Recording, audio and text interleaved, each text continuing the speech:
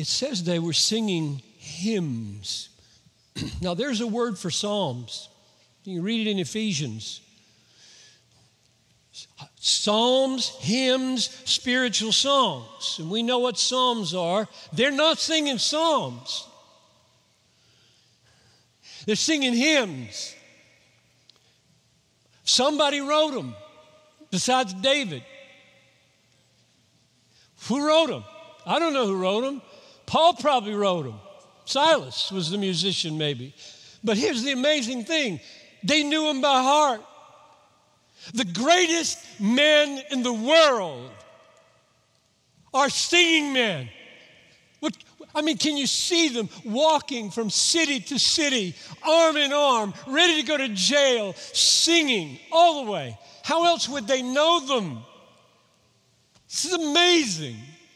So it's midnight, sleepless, beaten with rods, feet in stocks, dark in the prison, and they're singing.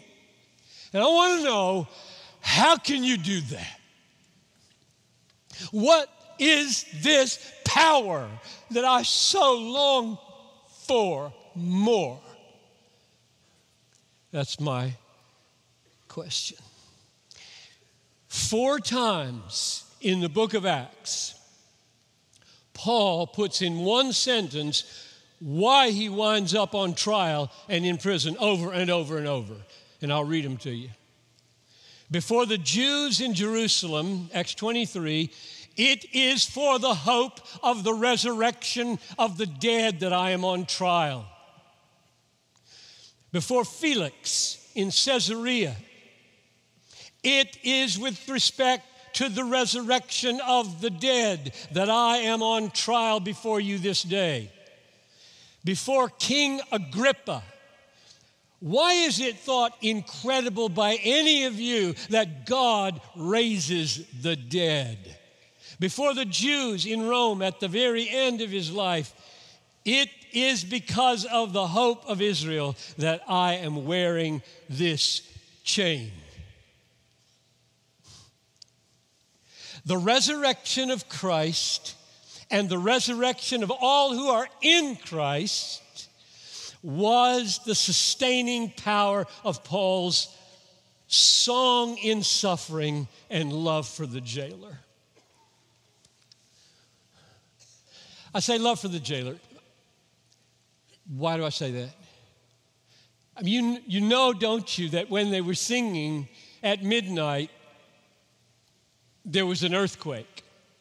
You got to be careful what might happen if you sing with a friend at midnight in misery. Are you afraid to go there? It's midnight. He just called. He's in desperate need. Let's go sing. When the earthquake happened, all the doors were open, all the stocks came off. The jailer is about to kill himself, and they could have said, "Make my day." Watch him kill himself and head for Thessalonica. Triumphant. God released us. And that's not what they did. They saved him. They saved his life. They saved his soul. And they welcomed this perhaps most undeserving man in Philippi into their eternal family. So I'm going to say, singing in the jail, loving the jailer, is the power of the resurrection fruit. That's what I want. I hope that's what all of Nashville wants. It's a really religious city, you know. Probably pagan to the core underneath, but religion in the Bible Belt. But a lot of grumbling goes on here. And of course, all you people watching are just as bad. It's not about Nashville, it's about human nature. It's about Piper after being a Christian for 64 years. No, 67 years. So, how does that work? What does it look like, Paul? We want this.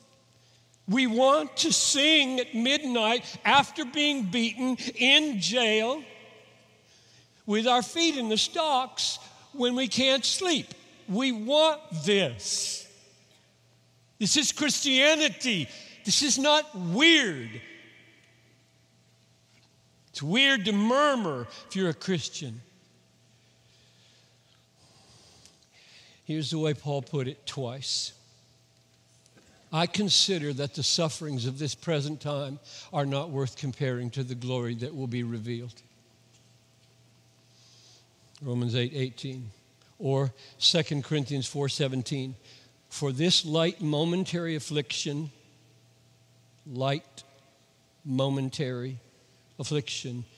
is preparing for us an eternal weight of glory beyond all comparison.